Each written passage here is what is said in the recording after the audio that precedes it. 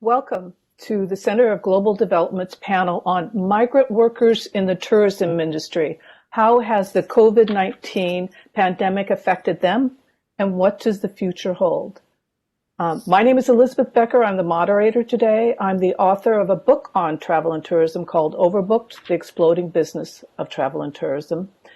I have covered this issue as the economic international correspondent for the New York Times, the senior foreign editor of NPR, and I'm very proud to be here with all of our other panel members who I'd like to introduce.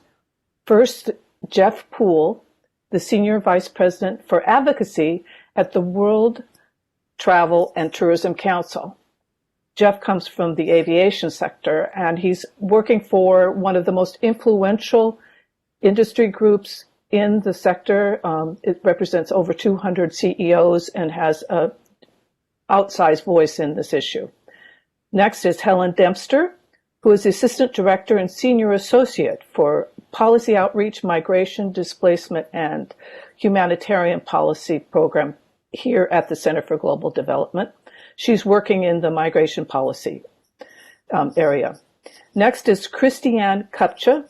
She is the Senior Specialist in Migration Policy Labor Migration Branch at the International Labor Organization, the UN organization that is responsible for a lot of the research and the understanding we have of this issue.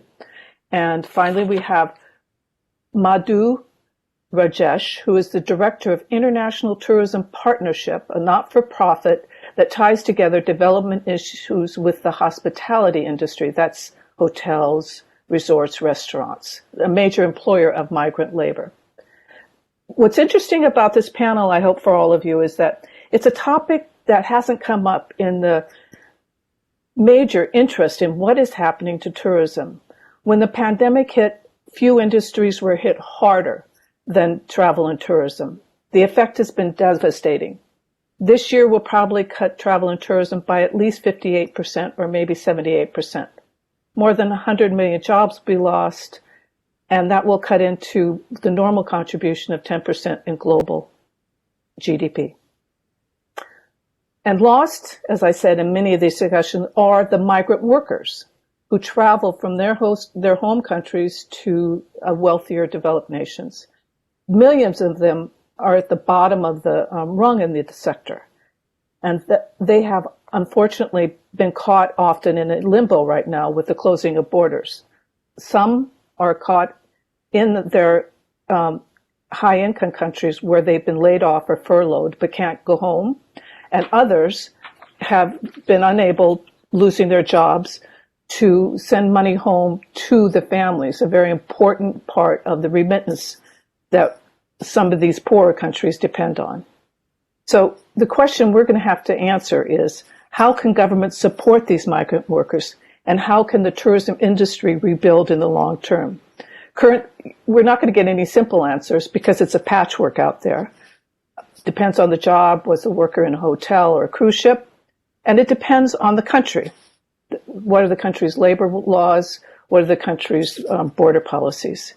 So without this global set of standards or a global approach, it's going to be country by country, region by region.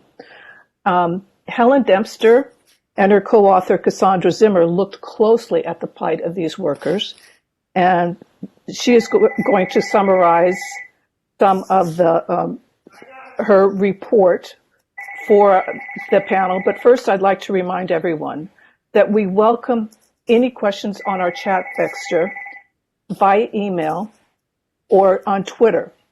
It's hashtag CGD Talks and tweet at CGDEV.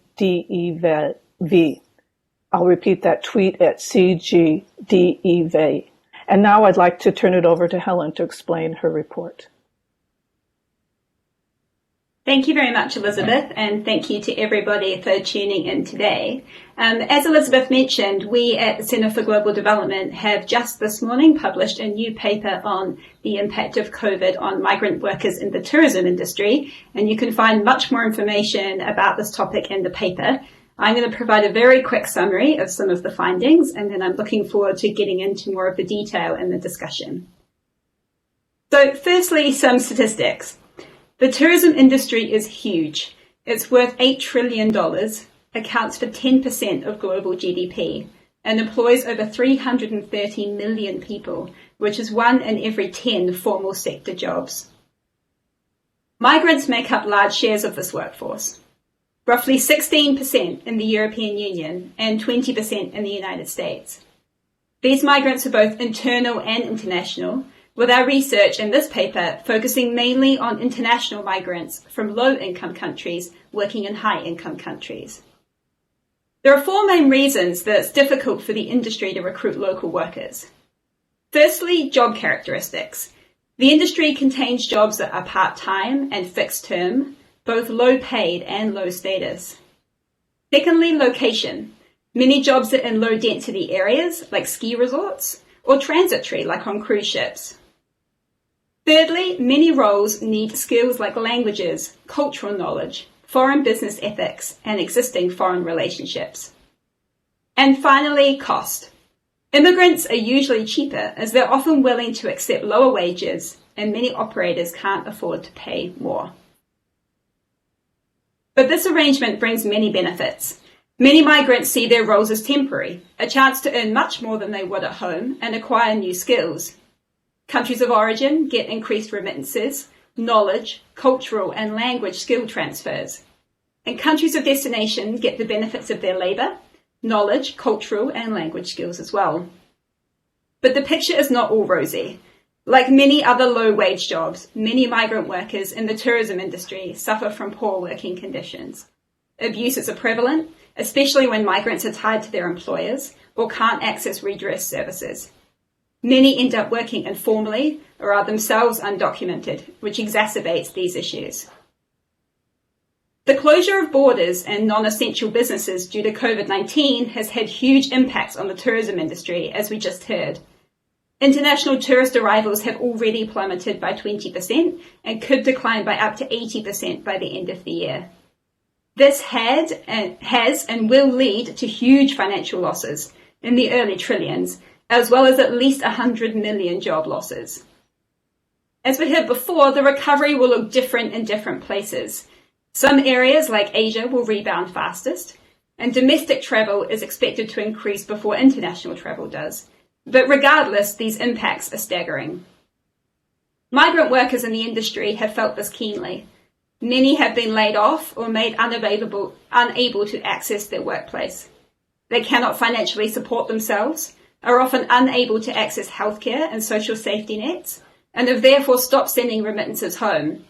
The World Bank has predicted a decline of 20% in remittance flows this year, the sharpest decline in recent history. Many are stuck in their country of destination, unable to return home, and overstaying temporary visas. There are many examples in the paper, but let's just take one: Filipino workers in the cruise industry. More than 120,000 Filipinos work on cruise ships, sending home huge amounts of remittances. But they have been particularly hit by the health and economic impacts of the pandemic. For example, of the 518 Filipino staff on board the MV Grand Princess, 13 were diagnosed with COVID and 1 died, and many thousands on other cruise ships have lost their livelihoods. Our paper makes a number of recommendations for what should be done to support the tourism industry and its migrant workers in the short and long term. Here I'll mention just a few, which we can definitely pick up more in discussion. So to support the tourism industry, barriers to travel should be removed as soon as it's safe to do so, and proper safeguards have been put in place. This will likely include increased health and security provisions, with international coordination on prevention, surveillance, testing, quarantines, response planning, and joint action. Travel bubbles, like being proposed in the Pacific, could be opened to allow safe travel zones between green countries. And finally, this should be the time to address the environmental sustainability of the tourism industry. Before the crisis, people were already starting to demand more sustainable, long-term and domestic travel, expecting more from their tourism providers. This trend is unlikely to reverse and may increase. Operators should make the most of this opportunity to reset and pursue a green strategy. And finally, to support migrant workers, All should be provided with access to healthcare and social safety nets, regardless of status, using proper firewalls to ensure migrants aren't afraid of accessing this support. Labour inspection capacity should be included and extended, helping to improve working conditions and ensuring access to unions and redress mechanisms. This needs to be coupled with steps to untie migrant visas and improve the conditions of work in the sector overall. We should tackle xenophobia and racism, ensuring the pandemic isn't used as an opportunity to stop migration and scapegoat migrant workers. And finally, this industry isn't going away, nor should it, nor will its reliance on migrants. We should promote more migration using mutually beneficial agreements to ensure we have the people we need after this crisis. So for more information, please do see the paper. There is a lot more detail in there, and the work of our panelists here at the WTTC, ILO and ITP. Thank you very much for this, and I look forward to the discussion. Thank you, Helen. Now let's open it up to the rest of the panel. Jeff, what would you add to Helen's description of the current state of the tourism industry, particularly about this quilting changing of opening up the countries? How are they opening up? What are they doing about safety, healthcare? How do they decide if it's safe and not? And what can we look forward to? Okay, thank you. And first of all, congratulations to Helen on a very good paper, and thank you to both of you to emphasising the importance of travel and tourism. Big numbers involved in the number of people employed in the world, the contribution to GDP, and so on. Travel and tourism has been devastated by what's been happening. It mentioned 100 million job losses, and they're individuals, but we're actually talking about 100 million people with livelihoods. So there are families behind these people, all of the social and social welfare implications behind that. That there's a loss of tax revenue to pay for health, education, and so on. One reason, but the very reason why travel and tourism has been devastated is actually the reason why it's so important to re-establish it again, because travel and tourism will be the catalyst for the global economic recovery, and that's going to be pushing back additional jobs, building up GDP, and so on. So we talk about the plight of migrant workers, but they need jobs, and so actually having jobs is the first fundamental point there.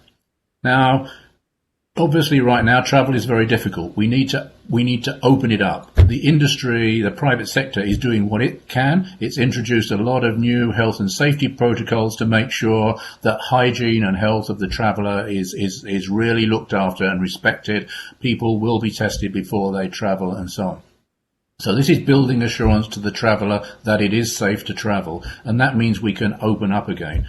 But we need to open up in a coordinated way, so it's really, really important. We're advocating that governments work together to open up their borders in a coordinated way, to open up between green zones with corridors that people can travel on, because we just need to get this engine going again that generates the jobs and generates the economy and all of the knock-on effects that has. Can you give an example of where this is working, where a green zone has, and green in this case means go, not environmentally. Yes, go not environmental. Well, there aren't at the moment really, because there's still very, very little travel going on. So we will need to. Right now, we're trying to work with governments to define what does a green zone mean. What does a low risk area mean? The criteria for that. How can that be commonly accepted between governments, so that we can open up travel from one destination to another without necessarily waiting for the two countries to open up entirely. Okay. And Madhu, you're very much in the hospitality sector, resorts, hotels. Can you add to Jeff's description on how this is affecting those resorts? How are they reopening, and will there be jobs when they do open? Absolutely. When hotels do reopen, there will most certainly be jobs. I think the number of jobs will depend on the extent to which business recovers and how quickly it recovers. But certainly as a large employer, we do expect hotels to have jobs. I think I'd sort of like to also mention here that I myself was a migrant worker to the Middle East at one point, and was working in the hotel industry during previous crises. So I'd sort of like to just bring some of that flavor on the needs of migrant workers during the point of such crisis as well. So I think there's a number of things here. First of all, in terms of what migrant workers need, some of the points were addressed by Helen earlier on in the conversation. But other things that the more fundamental necessities of food and accommodation are quite critical for migrant workers at this time. And more than anything, what migrant workers need is the ability to earn a livelihood, which is where jobs, when they pick up, when business picks up, obviously comes into the equation. But the other very important thing is the ability to leverage the transferable skills that the hotel industry has given you to acquire jobs in other sectors for more immediate livelihoods. And we've seen that over the last few months with many hotels in many countries. One of the big initiatives that the hospitality industry has invested in is looking at supporting its employees that have been laid off or furloughed, and facilitating access for jobs in say pharmacies, in the retail sector, in supermarkets, and in hospitals. So that has been really good in terms of supporting people during the crisis. A key barrier to that is around labor mobility, where support from governments is needed in terms of, in certain countries, you're not allowed to have to change your employers, and those cause temporary barriers. And I think the second thing I would like to add to this is, especially in terms of international migration, but we've also seen this in domestic migration in places like India, where migrant workers are stuck where they were and would desperately want to go back to their home country or to their villages. And in that case, opening up borders and taking ownership of the people that have left their countries and want to come back is something that we'd certainly like to see more of action on from governments. Excellent. Can I just ask one more question? Here in the United States, there's been an issue of whether or not there's been enough protective wear and gear for the frontline workers, and that would be the case in the hotels, obviously. Has the industry, have you been working with the industry to ensure that they are going to be protected when the openings begin? So from an ITP point of view, I wouldn't say we've been directly working with the industry on that, but what we have seen is a number of members taking measures in terms of staff training, in terms of equipping staff with protective equipment as much as possible to ensure their safety. But we will see a lot more of that in terms of future initiatives being launched as hotels begin to reopen. And we've seen recently announcements from several key players in the hotel industry, Radisson, Marriott, IHG, and Hilton, to name a few. And there are many others as well, with a focus on safety and security of staff and guests alike. And from what I know, Jeff, please correct me if I'm speaking out of turn here, but I think that is a big focus of work that WTTC is doing with the industry as well. Am I correct in my understanding there? No, that's absolutely correct. We've initiated a series of safety protocols for each part of the industry: aviation, hospitality, outdoor retail, and so on. And there's been a tremendous amount of work gone into that. So I support fully your comments that the situation will be safe for both workers and travellers and tourists when we are allowed to open up. Thank you, Madhu, especially for the personal aspect. We don't often get that. Now, Christiane, the ILO, you are you're in charge of bringing all this together, helping the migrant that's trapped behind a border and a migrant who wants to go back and forth, and all the job questions that we've been raising. Can you tell me just exactly what you're seeing and what ILO is doing in this regard? Yes, thank you very much for having me here and having given a special invitation to ILO.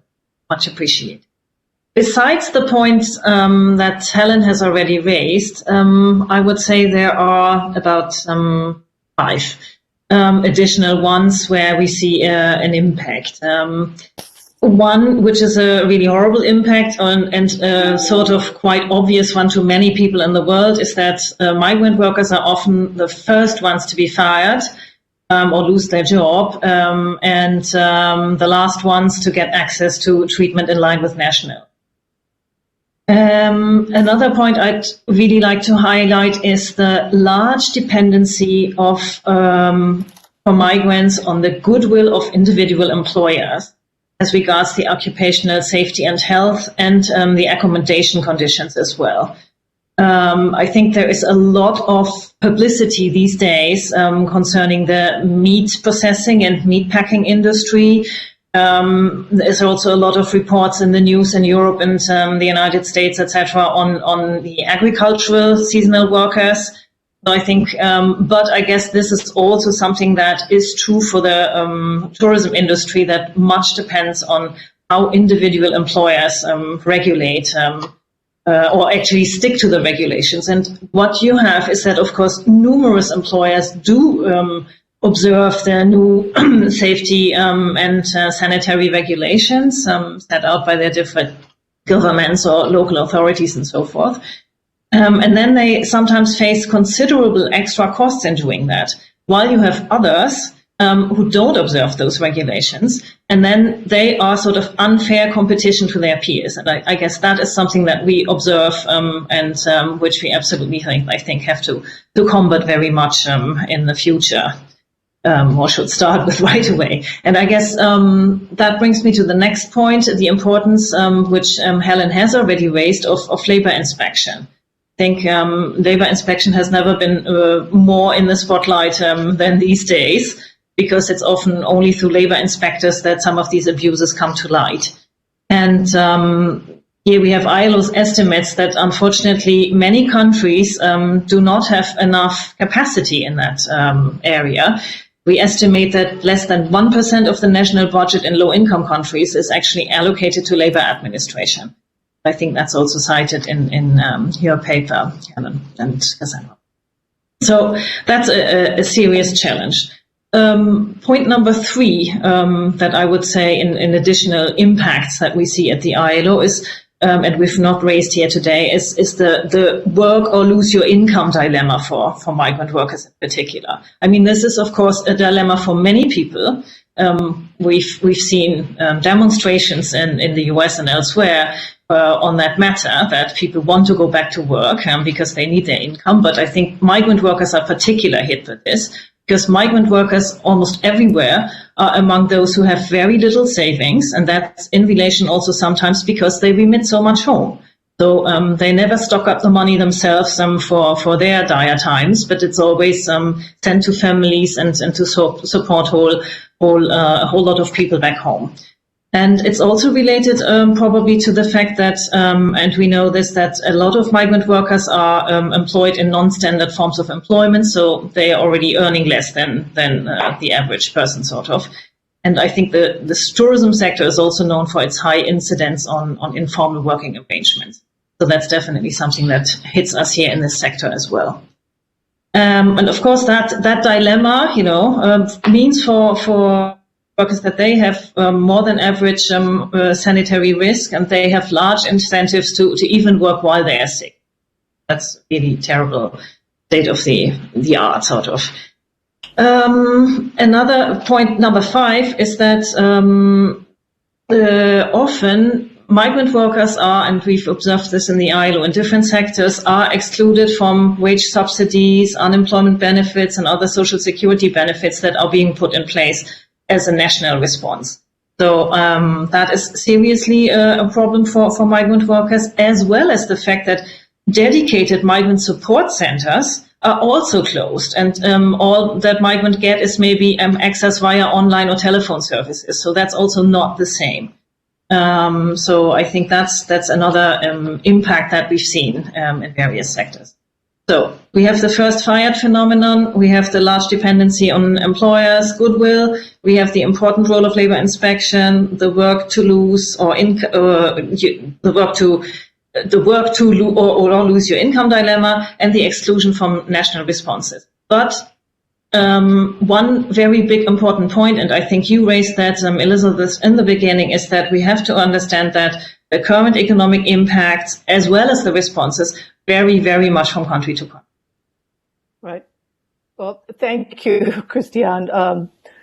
You make it sound they're totally hostages to every aspect of this calamity. That's completely clear. Now we have questions. Let's move into little questions. First of all, I think this might be for you, Jeff. Where are we likely to see travel bubbles outside of the Pacific? And do you want to first of all describe travel bubble and I think it's New Zealand, Australia, before we jump outside of the Pacific?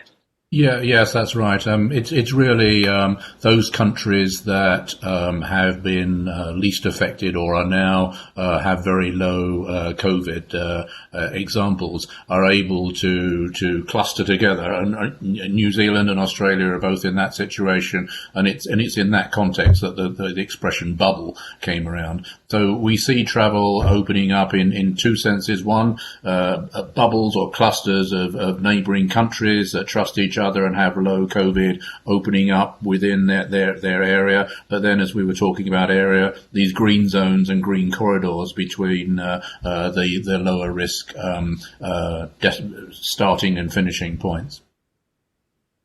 And I have to say that here in the United States, which is continent size, we have some states who are discussing that kind of arrangement, but I don't know if that's going to be accepted legally.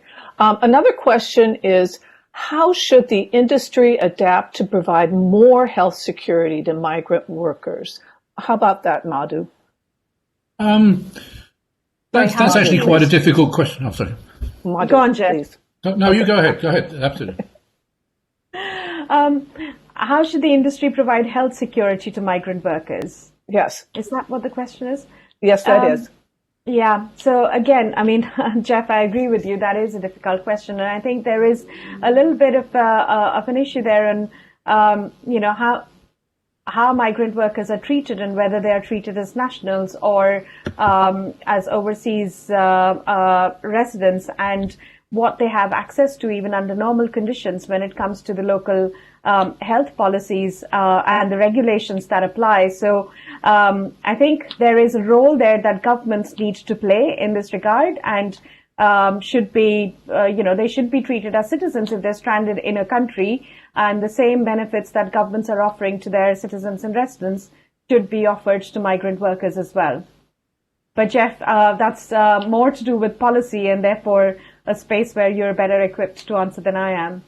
Well, just to continue that for a second, Jeff, the one country where I think I saw that they did something like this was Portugal, where they passed at least a temporary citizenship to the migrant workers so that they would be eligible for benefits. Can you expand on any other examples? I think Portugal's a good one, and there's quite a range of the measures that governments have taken around the world to support workers, support different industries as well. Portugal's a good example, but I think I'd like to emphasise here that you can take industry approaches, so from travel and tourism, but it's a terribly diverse industry with lots of many different activities, but also different sizes of enterprises. So the big global brands of hotels, the ones that were mentioned earlier, of course they're going to be, trying to implement best practices, following all the local laws and so on. But it's much more difficult when you have the very small local tour guides, the restaurants and bars and so on, and small, cheap backpacker hotels. We're really talking about a very, very fragmented industry. And though it's very large, 80% of travel and tourism is actually small and medium-sized enterprises. So it's getting down to those. I think, the travel and tourism industry can do its bit, but most of these problems are common to all migrant workers and are therefore a societal problem, not a specific industry sector problem. So we can do what we can, but the main effort has to come from changes in society and government regulation and control. Okay. May I come in on that? Sure. Yes. I was just going to say, Christiane, it's your turn. Yes, I believe that actually that's absolutely true, that there's more to be done at the level of all migrant workers and not only of a particular sector. But to cite two more examples where countries are actually sort of have or are in the process of implementing these things and have just adopted new decrees. One is Italy, which was the day before yesterday, where a decree was passed, which makes it possible for at least migrants in the agriculture and in the domestic workers sector to get temporary residency and work permits. Because it was clear that there were plenty of people concerned by this, and there are discussions now expected in Parliament that other sectors will also be discussed for an extension to that. And then yesterday it was in Spain that there was a decree that was adopted, which to all sectors and to all migrant workers extended the right for temporary extensions of stays. Oh, excellent. And Helen, is there anything to add, since you just wrote your paper on what to look forward to? Do you see an improvement, or will a couple of countries take advantage of the problem?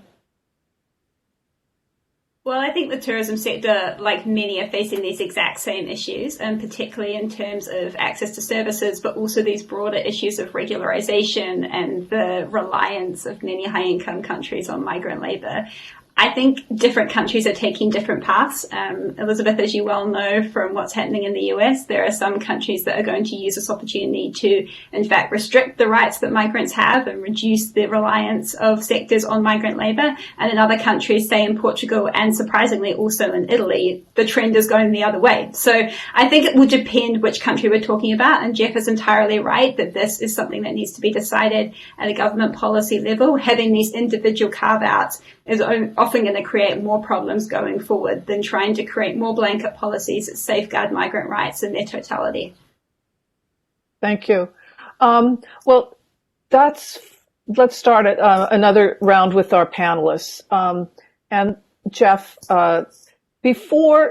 just to continue on migrant working conditions, before the COVID-19 hit, the big issue was over-tourism. The big issue was whether or not the workers at the bottom of the rung were being abused. Human rights organizations were getting interested in this issue beyond the labor rights, but also human rights. And we saw a rise in political groups to the right who were trying to push down on this. So do you think, looking from the industry, whether you see, a similar question to Helen, do you think that the steps that she's outlined will be feasible? And if not, why not?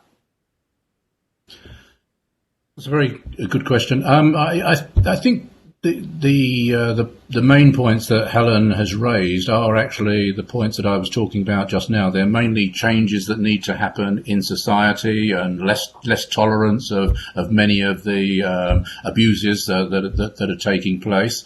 I think the industry can only do what the industry can, and I'm not being defensive about that, because it can obviously do a lot to look after its workforces and have the appropriate standards of accommodation, health and safety, and so on.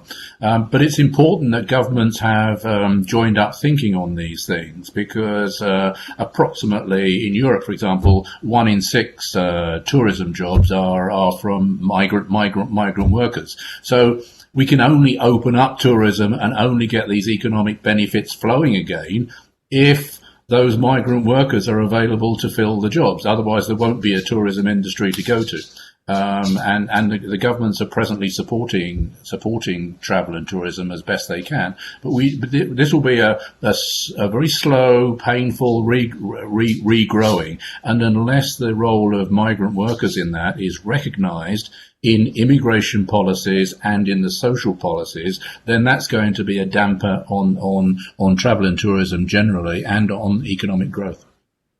Well, just to continue, but the one thing the industry does have is it has the ability to provide the benefits once the worker arrives, through either a union contract or now Christiane talked about relying on the well-meaningness of your industry, but your industry could present new policies in terms of migrant workers to ensure that they have the health benefits, to ensure that they have the food and accommodation that Madhu was talking about, that would present them with better working conditions. That is something that's very much within the bailiwick of your of the industry itself.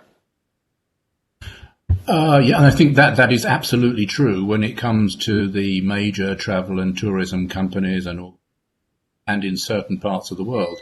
But there are many parts of the industry that are small, unregulated, as I was talking about, and this really depends on the regulatory regime and the social policies in each country. This is very much a local issue. Yes, we can have global policies from ILO or global policies from WTTC, but essentially, hotels, restaurants, and other parts of the travel and tourism value chain will be operating within their local environment. So yes, of course, everybody can sign up to a minimum wage per week. But if countries X, Y, and Z don't have a minimum wage or don't do anything, then it becomes very difficult to have policies that will actually have some traction in those sorts of places. Well, I'll go to Madhu on this one as well, just to continue the conversation. Thank you, Jeff. But the industry lobbies government. The industry is not over here and the government there. There's a constant conversation. And often, at least in a country like the United States, the industry opposes regulation. The industry goes up against a minimum wage. It will go up against mandatory health benefits. And how do you see this playing out? Do you think the industry is going to play a different role, going to push the government in that direction? What do you think, Madhu, in your hospitality sector? Yeah, so I think collaboration is really the key here, and I'll show you or talk about an example of where I've seen it work really well. So, recognizing some of the vulnerabilities that migrant workers face, and if you look at it, a lot of focus we've been talking about food and accommodation and health once they arrive in the destination country, but these vulnerabilities actually start even in their home countries when they apply for jobs, when they look for jobs overseas. Very often they go via middlemen and they end up paying a fees. And to pay that fees, they already end up in a debt situation, which kind of creates modern day slavery or bondage. And that's a piece of work that we've been working on for a couple of years now at ITP with the industry. And in 2018, we launched our principles of forced labor, which are very simple. Nobody should have to pay for a job. Everyone should have freedom of movement, and nobody should feel coerced to work. And we sort of galvanize the industry in our membership, which represents about 25% of the industry, behind those principles. And that was a signal from the industry on what reforms it's trying to initiate in its own operations. And once we did that, then we formed partnerships with a lot of organizations, and a classic one, a good one, is the partnership we have with ILO in Qatar, where we worked with ILO. ILO brought the government, the Ministry of Labor and a few other government bodies to the table. We brought our membership to the table, and overall we are working with about 40 hotels in country to understand, to interpret and implement labor laws in the most effective way possible, and to figure out what reforms are needed. And there's a two-way dialogue between the private sector and the government that is causing reforms in the country. And we've seen a number of positive outcomes come out of it. But there's still a lot of work to be done, and therefore it's an ongoing partnership. And I think that model has worked very well, and where we can form these multi-stakeholder platforms to create the ecosystem that's needed to fast-track reforms that are needed, that is really the way forward. Mm-hmm. Thank you. Christiane, you're ILO, so what have you seen of this? ILO is a large word. Yes, I'm trying to represent the ILO here today. Yes, I mean, I think the points that Jeff and Madhu have made are very, very important, both. On the one hand, the story about we have created a legal framework. I mean, that's, of course, indeed government's responsibility to create that legal framework which is just and fair. And then it's the industries and different industries' responsibilities to also help implementing that and not finding loopholes, etc. And then the issue that Madhu raised, of course, very important one, the recruitment issue. And I should underline here that the ILO has launched a fair recruitment initiative, and it's within that framework that we've been working with you, Madhu. And we've also developed within the ILO guidelines for every stakeholder, and sort of giving very concrete hints to governments, but also to the industries on what they could do to be fairer in terms of recruitment. And then, in terms of what can we do to ensure the rights of migrant workers, and what can different stakeholders do to do the rights of migrant workers, I will go through an ILO lens in this, and in sort of telling you what, from my perspective, employers, workers, and governments could do. So not just lump everyone together, but sort of try to individualize what some different organizations and institutions could do. To the employers and their organizations, I would say our ILO research has shown that actually many migrant workers in the hotel industry don't seek a long-term career there. So there are issues of retention here. They seek to exit the sector, and that's because often they are either overqualified in certain developed countries, or they have such low promotion and career development opportunities that they really think, okay, this is not for me really. And what research has also shown is that language skills, the acquisition of language skills, are extremely important for migrant workers to be kept in the industry and to play a big role in the industry. And to progress in the industry. And so employers, what should they do? Ensure, of course, equal opportunity for migrant workers and rights, and that within the industry, within a particular hotel, migrant workers are treated the same as national workers. That's one absolutely imperative. But there's also the question of recognizing the potential, the long-term potential, so this retention issue of migrant workers in the industry, and therefore sort of what employers can do is really get very active in supporting the skills and career development, and, as I said, language development. Workers' organizations, they can be really helpful. We know that migrant workers are often not organized in that particular sector of the economy, and so they can really get active in getting them organized. Workers' organizations can also, and they are active in supporting migrant workers in this sector to when they scream out for better terms and conditions alongside the local workforce, so to really always include migrant workers as well. So here we are on the equal treatment side again. And they can also help, of course, with opposing a xenophobic tendency in general. Well, that's the societal issue. And if I come to governments, I think that what we really need is that they recognize the variety of skills and the needs of the hotel sector or the tourism sector as such in terms of migrant workers. I think that's often not quite clear to some governments that there is this big need by the industry. So they could also support to ensure better understanding of national qualifications in the tourism industry, that there is a general understanding what is really needed in terms of skills and qualification. I would say, again, governments, and I've said it before, the labor inspection issues, they have to continue to implement measures which reduce and eliminate exploitative informal work within that sector. Absolutely important.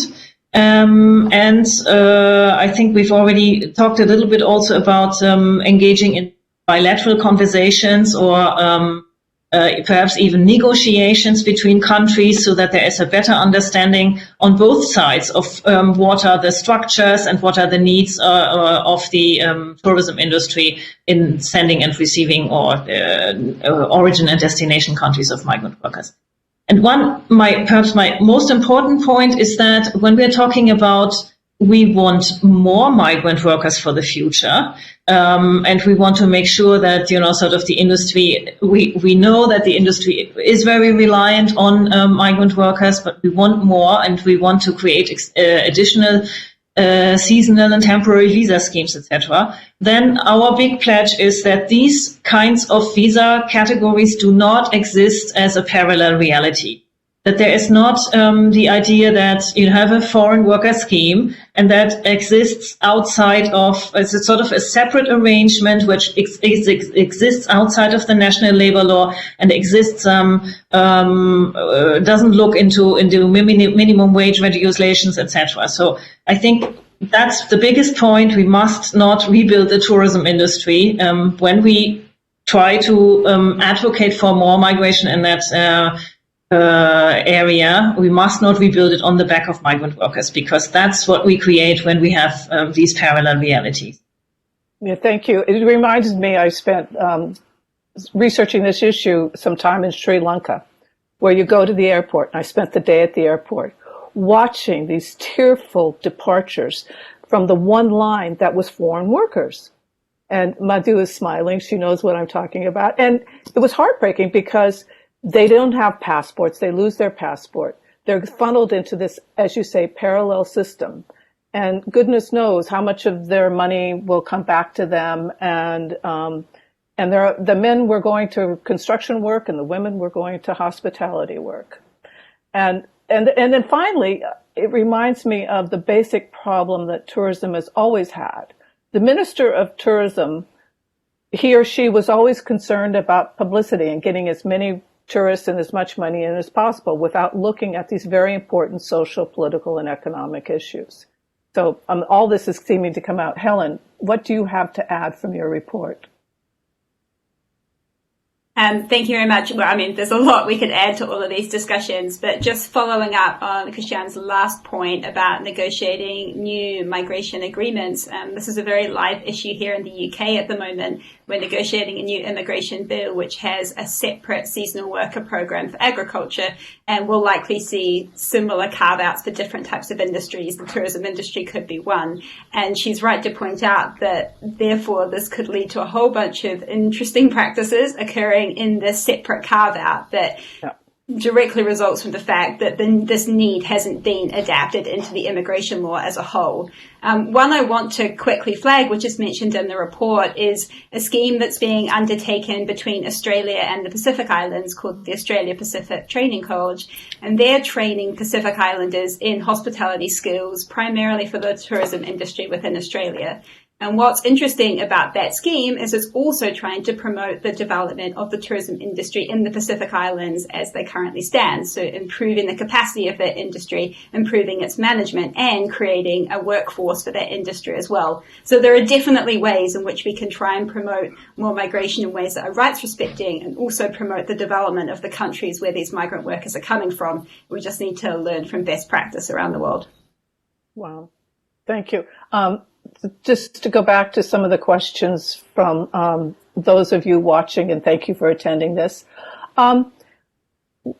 When migrant workers have returned home during this epidemic, they've lost their jobs. How do you think they will be, once presumably it's flattened, industry opens up, and heavens help us, we have a vaccine. How will they be considered afterwards? Will they be accepted by the industry? Will they be welcomed? What do you think, Jeff? Will they be welcomed back to the country?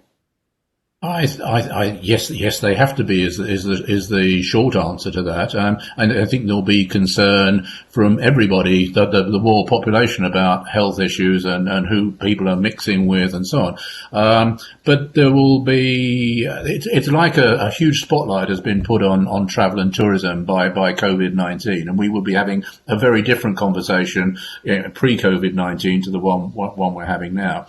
But most people understand the importance of migrant workers, and people want to get services. And in many countries, particularly in Europe, the local population don't want these types of jobs. So it's a little bit of a pipe dream to believe that nations can keep their boundaries closed and fill all of these jobs from internal sources.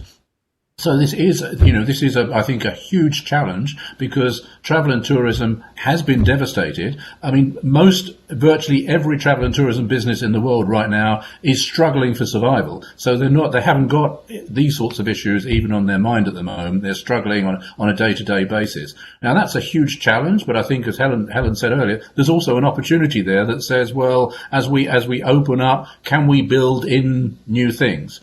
And I would just add that it's very clear to us that sustainability is going to be a big issue in travel and tourism opening up. But that's because it's now widely recognized because of climate change and so on. So business models will adapt to that because there's an awareness and a pressure to do it. In my view, there is not such an awareness and a pressure in terms of these more broader social issues such as migrant workers. So, we can sit here and want things to be better, but things have got to change at a quite fundamental level, in society, as well as the industry playing its part. You mentioned climate change, and that's above all of the rest. This is the super argument, the super discussion.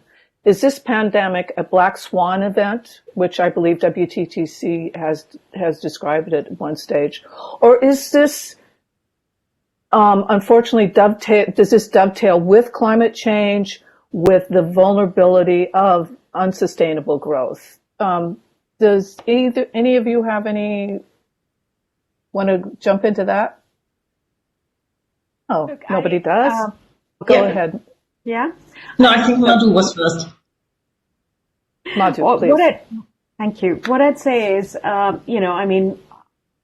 yes, it could be a black swan event, but I think more than that, I would describe it as a wake-up call, because, the way we've been operating, the business model, the social model, that does need to change. And I think putting that in the spotlight has actually brought the attention to the issues that we face. And if anything, I expect the guests of the future, the consumers of the future, to be more socially and environmentally conscious and want to know what each brand did in the immediate response to the pandemic. What were their roles as active community citizens, and what have they learned from the pandemic, and how they're going to evolve for the future. So I think, more than anything, I would describe it as a wake-up call for all of us, because, it's time that a few things need to change, and our consumers, our stakeholders, our investors are going to demand it. This follows from, if you just don't mind, Christiane, this follows from directly into a question I think that's going to be on everybody's mind that was sent. What can we travelers do with our new consciousness? What can we travelers do to support migrants in the industry going forward?